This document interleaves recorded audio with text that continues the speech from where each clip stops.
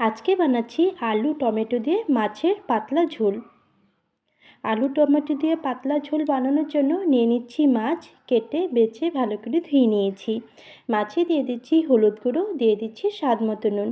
মাছে নুন হলুদ খুব ভালো করে মেখে নিচ্ছি।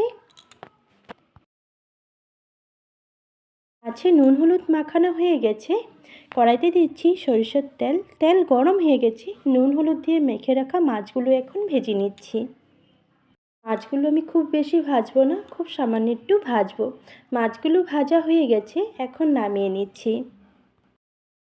এইভাবে করে সবগুলো মাছ ভেজে নিচ্ছি। কড়াইতে দিচ্ছি সরিষার তেল। তেল গরম হয়ে গেছে, দিয়ে দিচ্ছি সামান্য একটু হলুদ গুঁড়ো। এখন দিয়ে দিচ্ছি কেটে রাখা আলু। আলুগুলো খুব ভালো করে ভেজে নিচ্ছি। আলুগুলো ভাজা হয়ে গেছে, নামিয়ে নিচ্ছি। ফোড়নে দিয়ে দিচ্ছি গোটা জিরে। এখন দিয়ে দিচ্ছি বেটে রাখা জিরে। দিয়ে দিচ্ছি কাঁচা লঙ্কা বাটা। কাঁচা লঙ্কা জিরে একসাথে খুব ভালো করে ভেজে নিচ্ছি। দিয়ে দিচ্ছি স্বাদ মতো নুন, হলুদ গুঁড়ো, শুকনো লঙ্কার গুঁড়ো।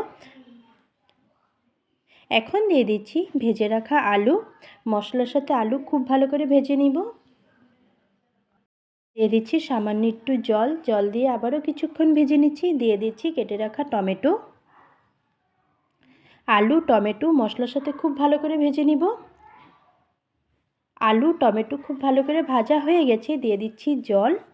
ঝোল ফুটে গেলে দিয়ে দিব ভেজে রাখা মাছগুলো।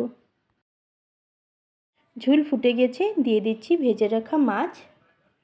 মাছ দিয়ে আবারও কিছুক্ষণ ঝোল ফুটিয়ে নিব।